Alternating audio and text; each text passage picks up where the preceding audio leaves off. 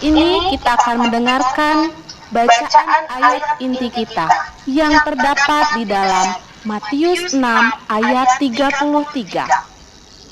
Tetapi carilah dahulu kerajaan Allah dan kebenarannya, maka semuanya itu akan ditambahkan kepadamu.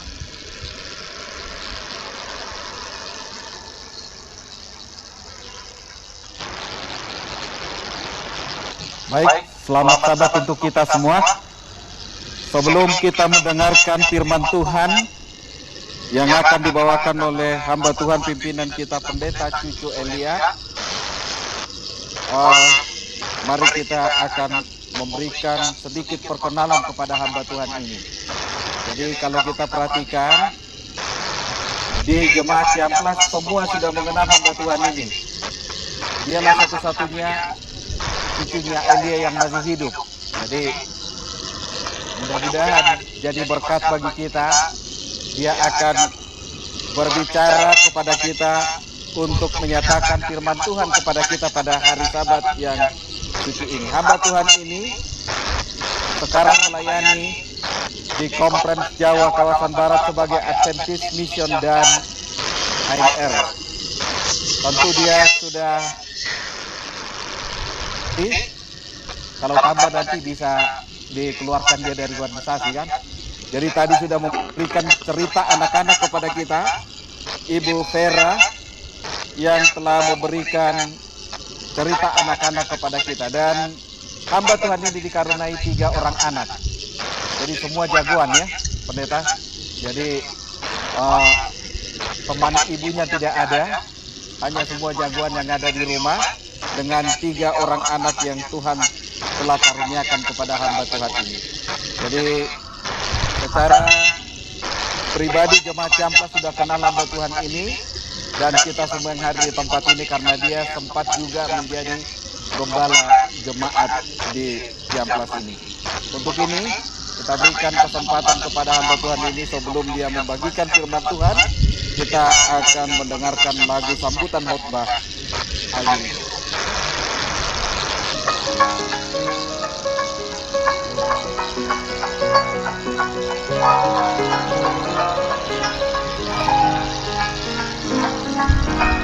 Dengan suara Yesus nyanyi, jawabku kan pergi menuju bersegi. Jawabku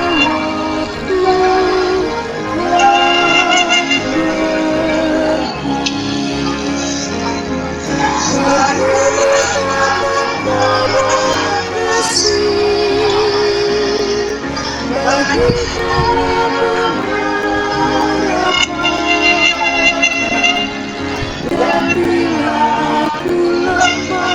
Yesus menolongku.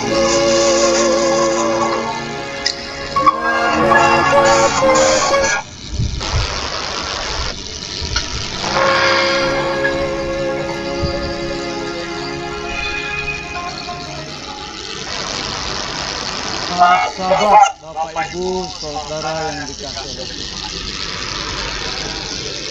Damai sejahtera kita dari bahagian kita, Jemaat Ciamplas yang penuh dengan kebahagiaan dan satu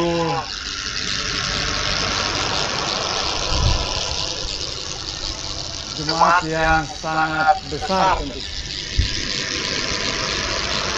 Jemaat yang sangat diharapkan bagi Konferensi Jawa Barat dalam banyak hal, dalam mendukung berbagai kegiatan dan program-program yang ada di konferensi kita.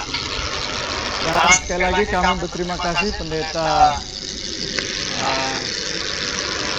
Malango yang sudah mengaturkan jadwal buat kami sehingga kami boleh bersama-sama dengan hamba-hamba Tuhan, para pendidik, guru-guru di sekolah Yahudi. Dan kami boleh bersinergi untuk melayani di Jemaat Ciamplas secara khusus pada Sabat ini. Dan Saudara yang saya kembalikan pada sahabat ini, saya melihat jam di depan saya ini 10 menit lagi ke jam 12. Mudah-mudahan jamnya petang. Saya beri judul Cari Kerajaan Allah dan Kebenaran. Mendengar judul ini tentu saja kita sangat familiar sebab kita sering mendengar ayat yang saya kutip ini. Matius pasal 6 ayat 33 adalah sebuah perintah kepada kita. Carilah dahulu kerajaan sorga dan kebenaran. Semuanya itu akan ditambahkan kepadamu. Ini pun ada lagunya bahkan, sehingga kita lebih hafal. Cari dahulu kerajaan Allah dan kebenarannya. Saya kira ini sangat populer. Tetapi saudara sekalian, ada satu hal yang mengiang dalam pemikiran saya ketika membaca ayat ini kembali. Ayat ini berupa sebuah perintah, carilah dahulu kerajaan Allah. Tapi mengapa harus kata kerajaan yang dibawa? Ya? Cari dahulu Allah dan kebenarannya. Mungkin lebih cocok. Tapi mengapa harus diselipkan kata kerajaan dan bahkan seringkali Yesus kalau memberikan perumpamaan dan pengajarannya dalam perumpamaan itu seperti kerajaan Allah.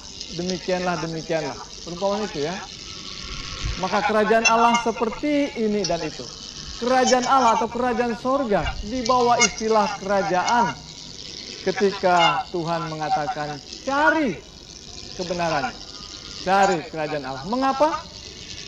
Saya ingin berikan jawaban terhadap hal ini. Kerajaan ya di dalam bahasa Ibrani adalah kata mamlakah ya. Agak mirip dengan kata raja melek ya. Atau bahasa Yunaninya basileia. Ya. Kenapa sih harus bawa-bawa bahasa Ibrani, bahasa Yunani? Saya bukan membuat tantangan, tetapi ini adalah kontekstual ketika saudara dan saya berada di lingkungan yang mayoritas yang selalu mengatakan bahwa Alkitab orang Kristen itu sudah tidak ada yang aslinya. Ini yang aslinya. Bahasa Ibrani dan bahasa Yunani. Dan sebagian di dalamnya ada bahasa ya ada bahasa lainnya juga ditambahkan sedikit, tapi dua bagian besar. Jadi suatu sekali ketika saya membawakan kata-kata ini, ada kata basileia dan juga ada kata mamlakah untuk melihat bahwa Alkitab kita memang asli ya, di depan masyarakat mayoritas kita. Dan kemudian ada hal-hal yang mungkin tidak bisa diterjemahkan secara keseluruhan sehingga kita bisa melihat lebih dalam. Kata ini yang biasa digunakan oleh penulis-penulis Ibrani dalam Perjanjian Lama, memang yang disebutkan kerajaan itu benar-benar sebuah kerajaan. Ada rajanya, ada pemerintahannya, ada peraturannya, undang-undangnya, dan ada rakyatnya. Itulah sebuah kerajaan. Bukan kerajaan abal-abal atau kerajaan dongeng, atau mungkin ini hanya sebuah kiasan saja. Bukan, yang dibicarakan adalah benar-benar sebuah kerajaan. Kemudian, kata carilah, saya memberi garis bawahi atau memberi penekanan. Kata yang tertulis dalam bahasa Yunani namanya zeteo. Ya bahasa Yunani ini kalau kata kerja, ujungnya itu pakai o. Misalnya saja menyembuhkan, terapi ya, pernah dengar kata terapi kan, terapeuo ya, ada o-nya di belakang. Nah ini zeteo adalah kata yang diterjemahkan sebuah perintah, carilah. Dan di dalamnya ada makna untuk merencanakan. merencanakan sebuah kerajaan. Bukan hanya mencari, tapi menanyakan dengan sungguh-sungguh dan bahkan merencanakan sebuah kerajaan. Maka pertanyaannya pada saudara dan saya, Bapak Ibu sekalian, sudah ketemu belum kerajaan Allah itu? Sudah lama saudara menjadi anggota gereja Advent. 10 tahun, 20 tahun, atau mungkin sejak lahir menjadi anggota gereja Advent. Dan ada perintah Tuhan, carilah kerajaan Allah. Sudah ketemu kerajaan Allah? Oh, kita menekankan pada kata kebenarannya, pendeta. Kita mendapatkan banyak kebenaran yang nyata dalam firman Tuhan. Namun perkataan Yesus dua-dua disebutkan. Carilah kerajaan Allah dan kebenarannya. Apa sih yang dimaksudkan oleh Yesus?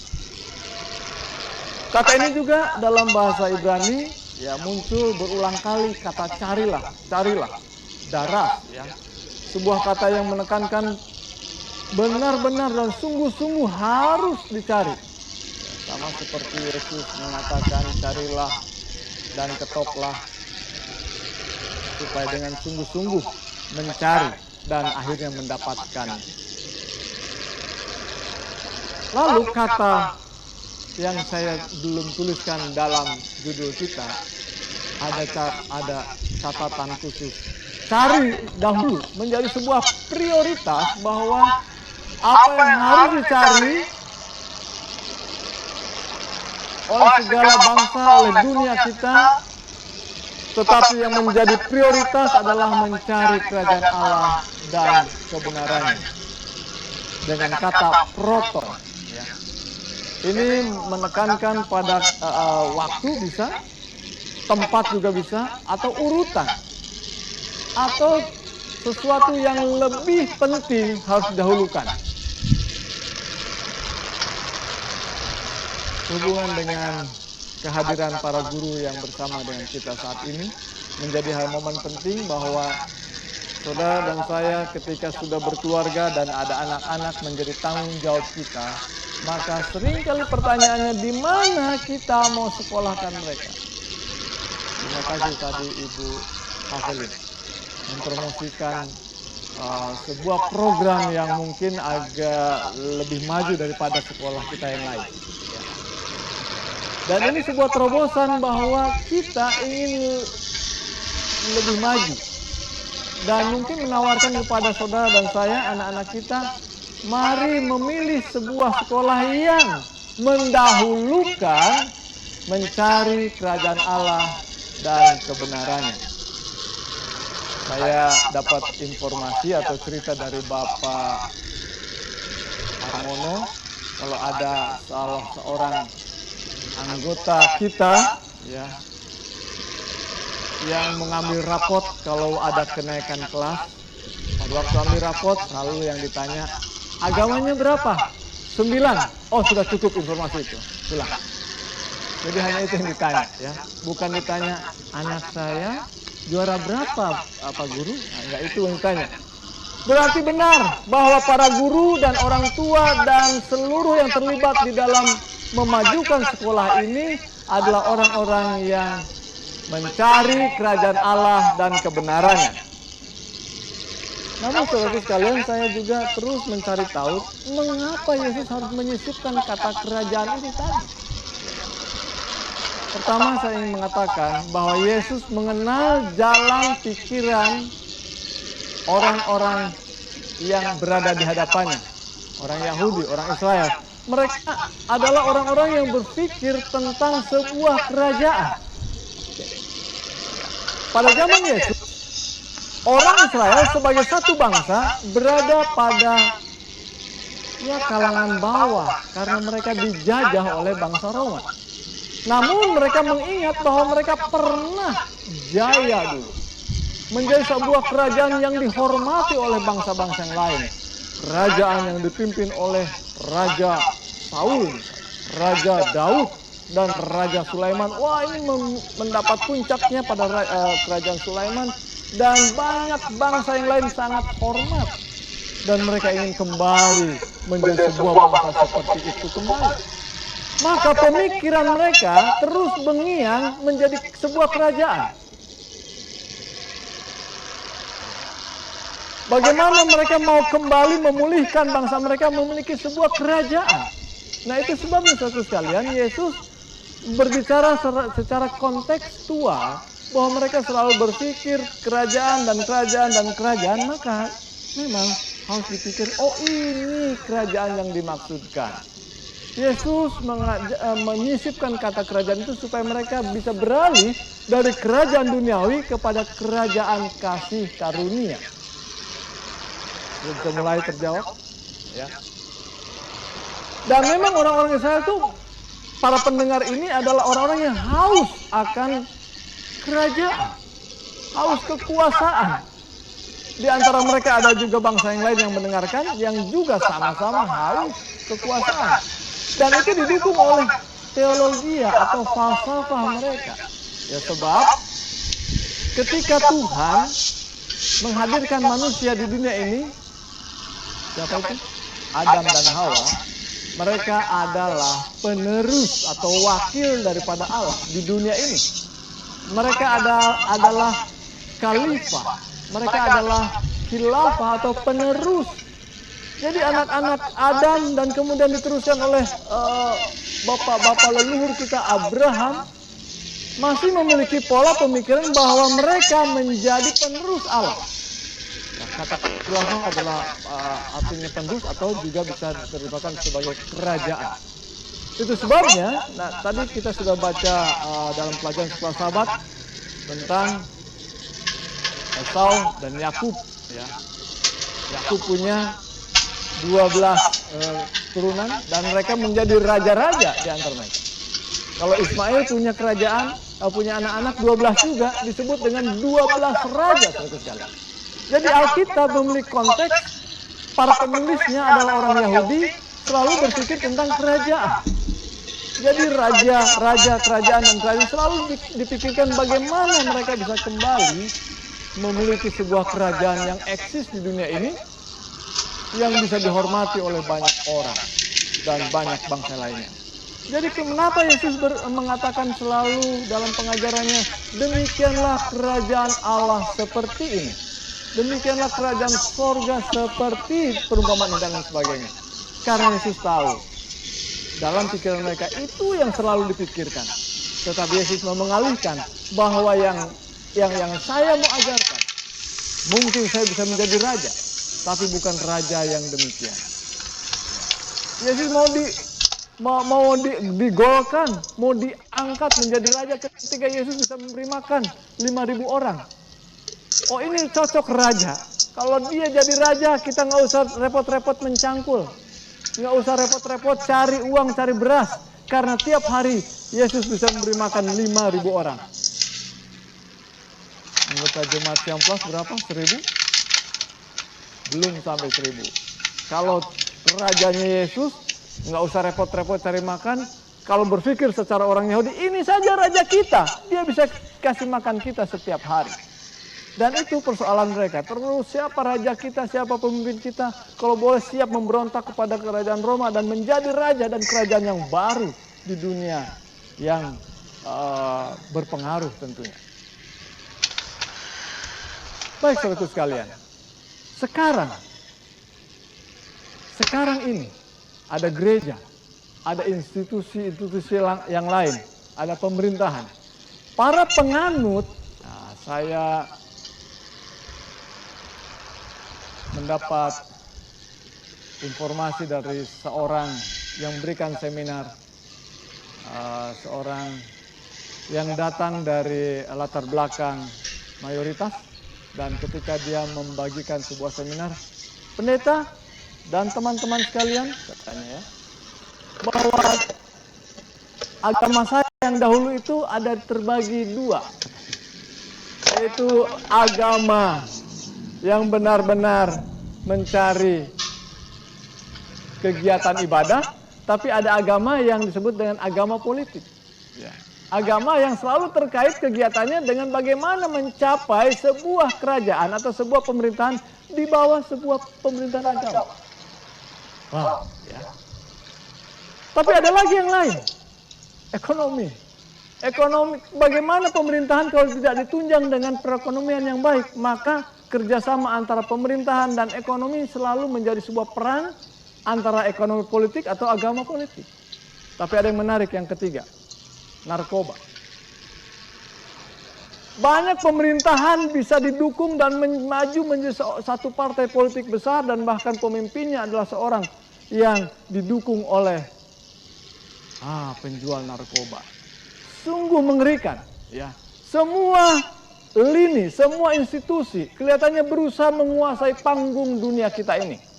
Dan menyusul yang berikut ini adalah sains dan teknologi yang sekarang sedang berkembang dan mencoba manggung, ikut menggandeng dunia politik dengan menguasai dunia, dan teknologi inilah yang kelihatannya menurut saya sepertinya mulai menguasai dunia. Mereka sedang berlomba sampai sekarang. Siapa sesungguhnya pemenangnya? Agamakah? Pemerintahankah? Ekonomi? Narkoba atau teknologi? Kalau menurut apa yang dikatakan Alkitab, ada nubuatan. Menurut nubuatan itu siapa yang akhirnya jadi pemenang? Oh, mungkin saudara mulai menebak-nebak nih ya. Siapa yang pemenang pada akhirnya?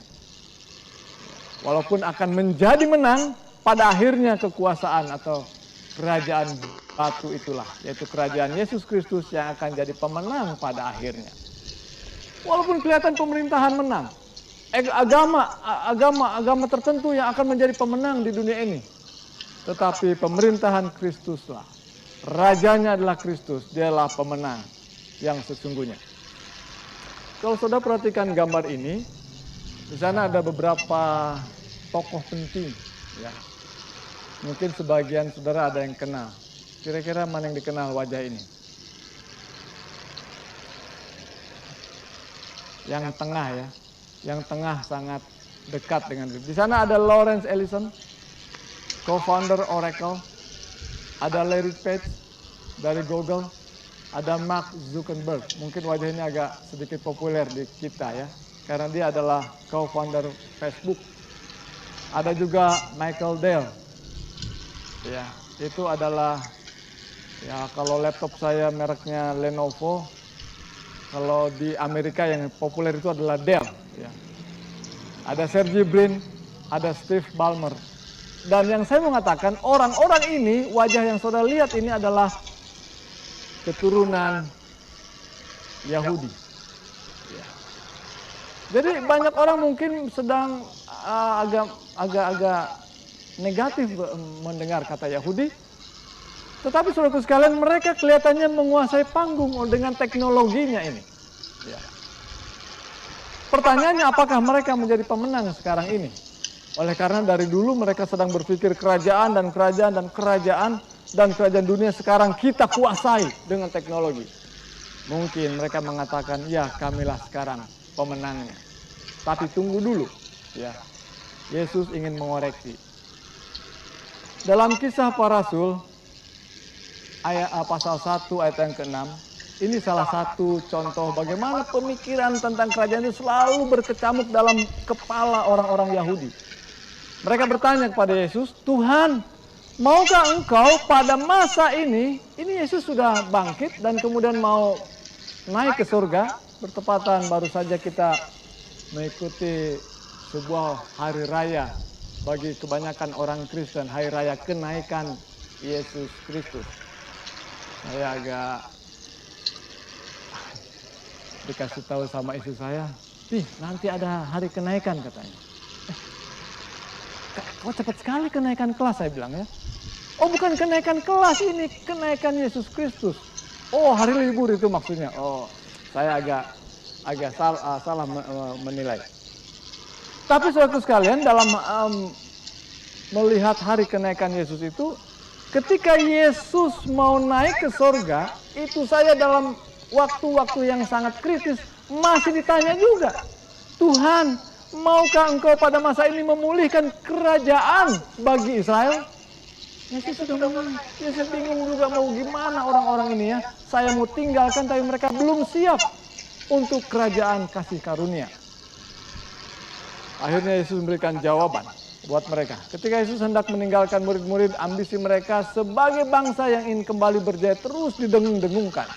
Jawab Yesus, engkau tidak perlu mengetahui masa dan waktu yang ditetapkan Bapa sendiri menurut kuasanya. Tetapi kamu akan menerima kuasa. Nah ini dia. Kamu menerima pemerintahan. Kamu menerima otoritas. Ini kuasa yang dimaksudkan. Kamu menerima kerajaan itu. Kapan? Kalau Roh Kudus turun ke atasmu dan kamu akan menjadi saksiku di Yerusalem dan di seluruh Yudea dan Samaria dan sampai ke ujung bumi. Apa katanya? Untuk mendapatkan kuasa atau kerajaan itu, kalau Roh Kudus turun ke atas kamu.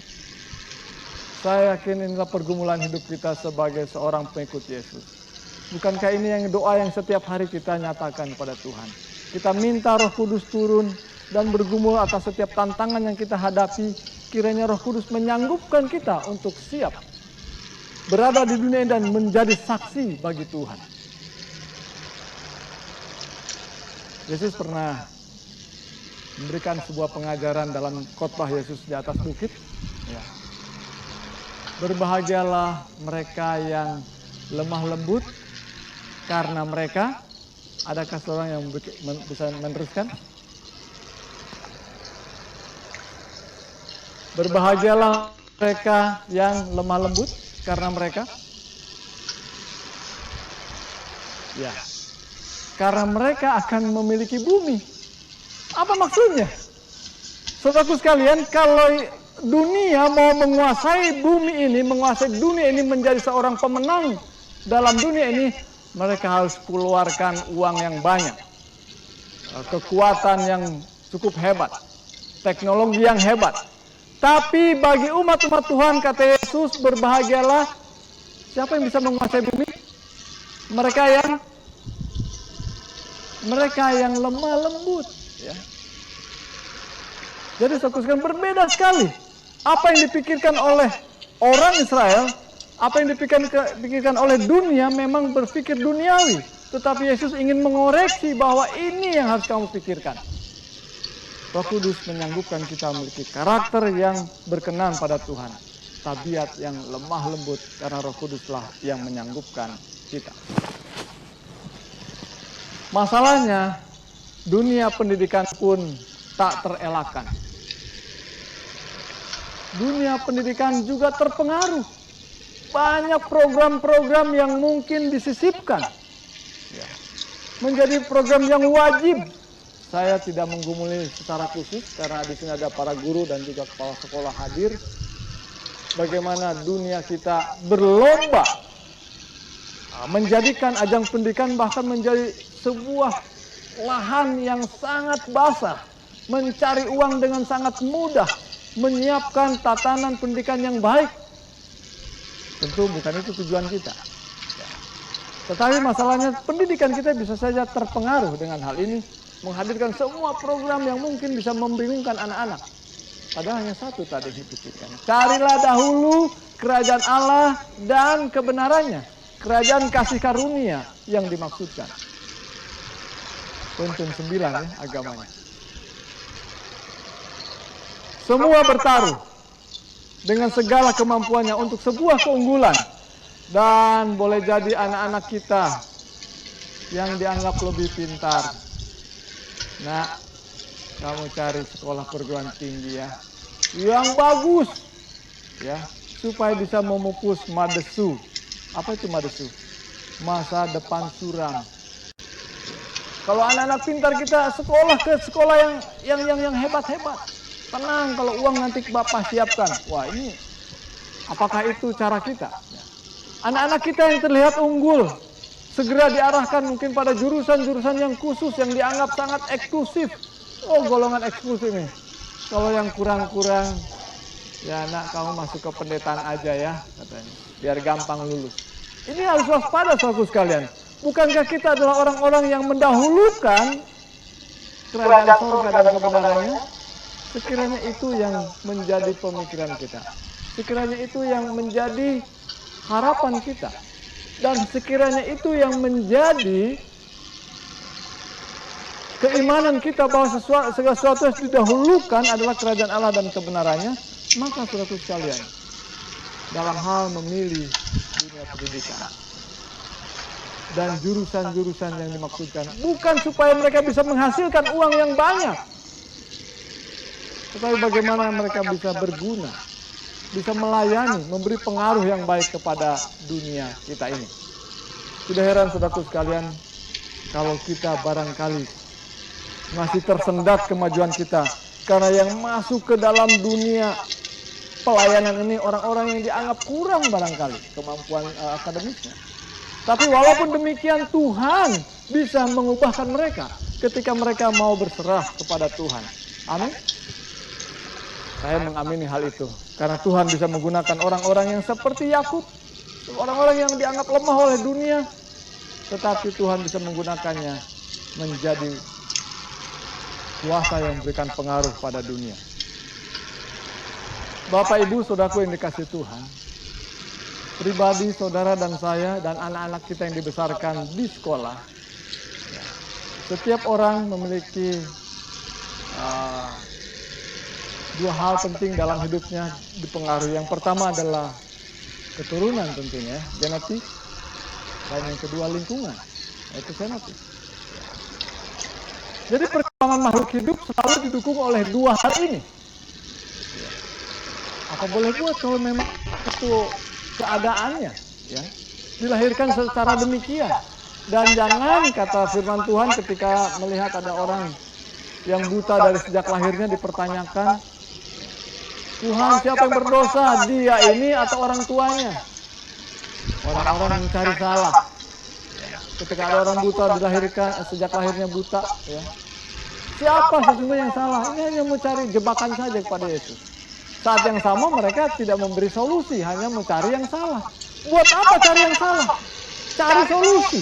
Ya. Yesus katakan bukan dia dan juga bukan orang tuanya, tetapi Tuhan harus dimuliakan melalui keadaan orang ini. Dimuliakan dengan apa?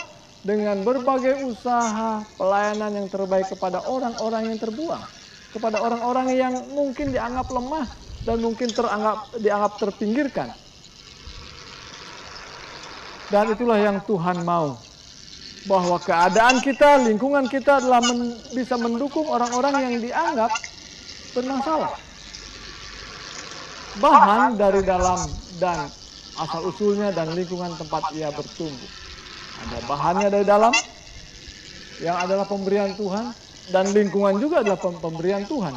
Dan tentunya kita bisa menciptakan, dalam arti bukan kita pencipta ya, tetapi kita bisa membuat lingkungan yang baik sehingga anak-anak kita bertumbuh dalam hal yang baik, bertumbuh dalam kebenaran.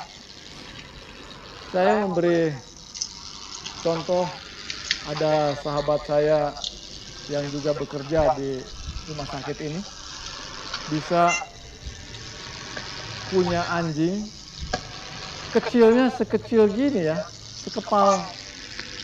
Bagaimana? Kebetulan dia adalah dokter. Dokter bisa bagaimana ada anjing sebesar ini? Hanya sebesar ini anjing. Sebetulnya anjing itu bukan sebesar itu, tetapi diperlakukan dalam masa pertumbuhannya, dia tidak diizinkan bertumbuh dengan cara salah satunya, dibuat lingkungannya itu tidak pernah gelap, selalu terang. Jadi dia tidak bisa tidur, selalu dia terbangun. Jadi dia tidak bisa tidur sehingga tidak sempat dia bertumbuh. Jadi anjing itu tetap sekepal lengan saya. Ya. Apa yang maksud saya dalam cerita ini? Bahwa dalam memberikan pertumbuhan bagi anak-anak kita, mungkin ada muncul dari sebuah keluarga yang mungkin keberadaannya seperti itu, tetapi oleh karena lingkungan kita ciptakan dengan baik, maka kita bisa mengadakan perubahan. Saya pernah menonton juga sebuah usaha pelatihan dari anjing pitbull. Saya dengar bahwa anjing pitbull adalah anjing yang paling kuat, anjing yang paling ganas. Kalau sekali gigit tidak pernah bisa lepas. Tapi saudara sekalian jangan lupa, memang ada gennya seperti itu, tetapi rupanya anjing itu dilatih untuk menjadi ganas. Tidak ada sesuatu yang muncul dengan tiba-tiba. Maka saudara sekalian, antara keturunan dan lingkungan selalu memberikan pengaruh pada kita. Tapi saudara sekalian tidak perlu mempersalahkan Tuhan dan memang tidak mungkin Tuhan bersalah. Tapi yang kita bisa ciptakan lingkungan pendidikan ini, dan terima kasih saya boleh diundang dan digabungkan dalam program pendidikan ini. Saya bisa ingin mengatakan bahwa pendidikan kita adalah pendidikan yang mengajarkan anak-anak kita mengenal kerajaan Allah, mengenal kerajaan kasih karunia. Dan inilah fenotipnya, inilah lingkungannya yang mempersiapkan anak-anak. Bukan sekedar penguasa dunia, bukan sekedar orang-orang yang mencari harta dunia, tetapi mereka benar-benar menjadi pewaris kerajaan surga. Dan para guru tentunya haruslah memfasilitasi anak-anak dalam pertumbuhan iman. Dan saya sudah melihat dan saksikan seperti itu. Pertanyaan yang terakhir yang saya ingin bagikan buat kita. Siapa sih pemilik saham daripada sekolah kita itu?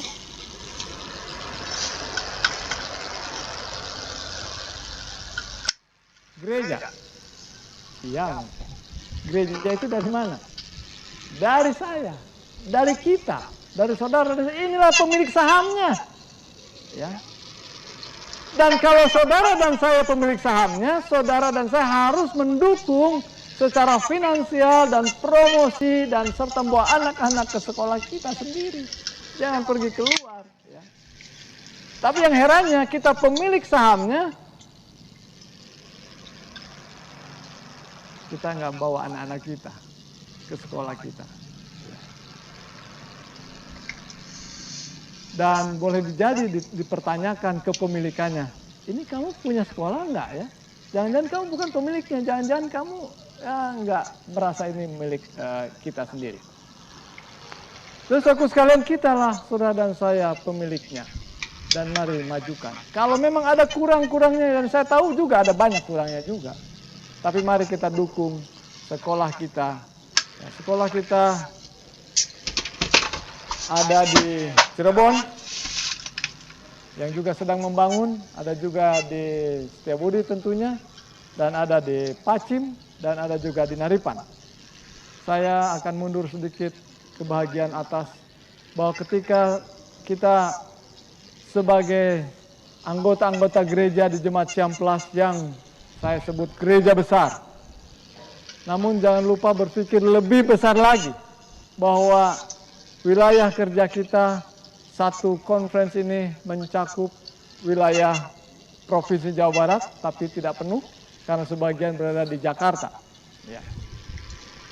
Tapi saya berikan tanda-tanda, dibuat tanda-tanda, saudara bisa lihat tanda di bagian yang saya warnai, warna biru, warna kuning, ya, dengan bentuk kotak.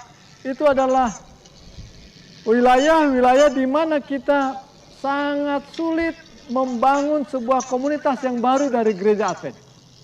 Maka kepada saya dibebankan tanggung jawab ini, dan bahkan dari General Conference telah ditunjuk ada 2 kota. Ya, ada 2 kota yang dianggap perlu bantuan, yaitu Cirebon dan Tasikmalaya, di mana ini adalah sebuah kota besar dengan penduduk lebih dari 3 juta orang. Tapi perkembangan gereja kita hanya 1 gereja. Maka didorong dengan dana yang khusus, tapi belum ketemu orangnya siapa yang bisa dibawa ke sana untuk melayani. Dan ini adalah tantangan sekaligus tawaran pada kita. Dan Bapak Ibu saudaraku sekalian, mungkin bentuknya bisa sekolah, mungkin bisa kesehatan, dan bisa institusi yang lain yang bisa menolong menjadi sebuah pengaruh yang baik di masyarakat. Bapak Ibu saudaraku yang dikasih Tuhan, Kabaran pada sahabat ini saya ingin mengajak pada kita. Sebagaimana ayat ini mengatakan, cari dahulu kerajaan Allah dan kebenarannya. Maka semuanya itu akan ditambahkan kepadamu. Tuhan Yesus kiranya memberkati kita sekalian. Dan surga, terima kasih untuk pengajaran firman Tuhan. Biar Roh Kudus yang telah mengajar kami untuk memahami firman ini. Roh Kudus juga yang memampukan kami untuk menghidupkan pengajaran Tuhan. Tuhan tolong kami, sanggupkan kami, dan Tuhan majukan kami dengan daya upaya bersama para guru di dunia pendidikan, agar ini menjadi sebuah center, sebuah pusat pengaruh yang baik, sehingga banyak masyarakat boleh melihat kasih kemurahan Tuhan. Kerajaan kasih karunia menjadi bahagian kami sekalian. Di dalam nama Yesus Kristus kami berdoa dan mengucap syukur. Amin.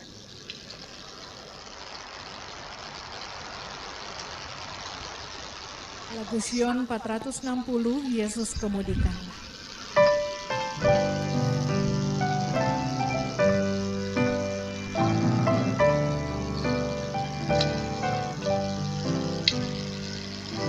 Yesus kemudikanlah adalah kehidupan, ombak tinggi menimpa, batu karang di depan, Engkau pedoman Tuhan,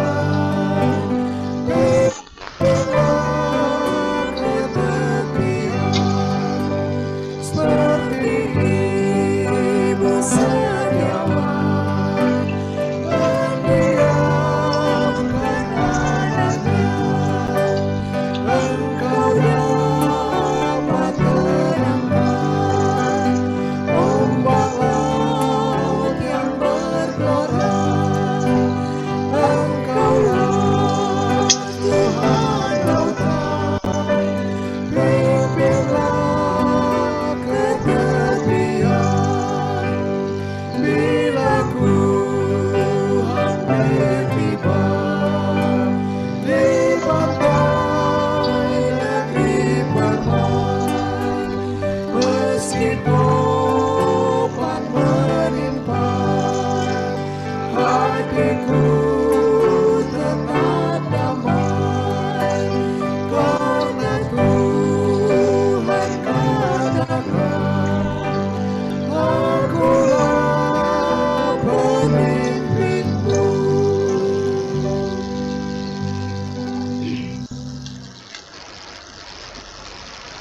Bapak Ibu, mari kita bersatu di dalam doa.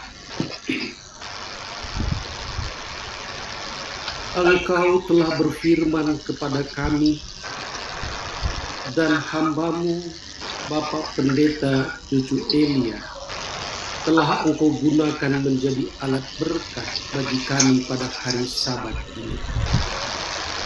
Firman-Mu telah dibentangkan dan menjadi berkat bagi setiap orang yang mencari kerajaan Allah dan kebenaran. Kerajaan anugerah yang telah Engkau nyatakan di dalam Kristus Yesus, Raja Agung kami, adalah Sang Penebus dan sumber keselamatan yang telah dinyatakan di dalam kehidupan kami dan setiap anak-Mu yang telah menerima panggilan itu telah Engkau buat masuk ke dalam kerajaan anugerah. Itulah yang dikabarkan oleh umat-umat-Mu lewat jemaat, lewat institusi pendidikan, lewat berbagai media lain, agar tidak hanya kami, tetapi segenap jiwa yang mendengar firman ini boleh masuk ke dalam kerajaan Allah. Biarlah kiranya anugerah yang telah Engkau nyatakan dan keselamatan yang telah menjadi bagian kami diberkati dengan berkat-berkat yang Engkau sediakan. sebagaimana Engkau telah perintahkan kepada hamba-Mu untuk selalu memberkati umat-umat-Mu.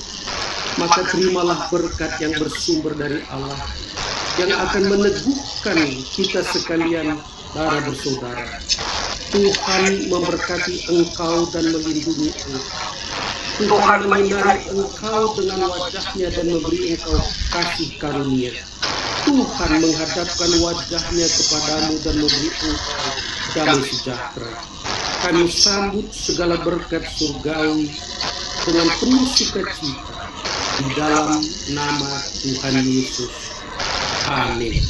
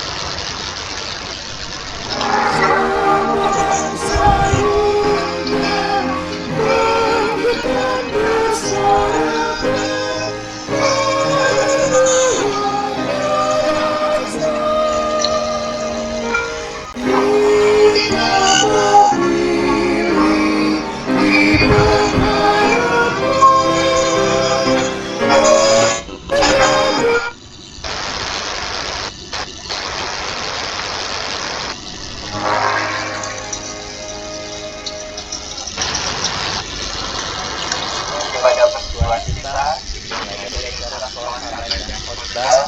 pada Sabat hari ini, terima kasih untuk kepada kita semua dan partisipasi kita, dan biarlah kiranya mari tetap kita dukung anak-anak kita untuk memberikan pendidikan kerajaan surga. Selamat Sabat, Tuhan memberkati, sampai berjumpa lagi.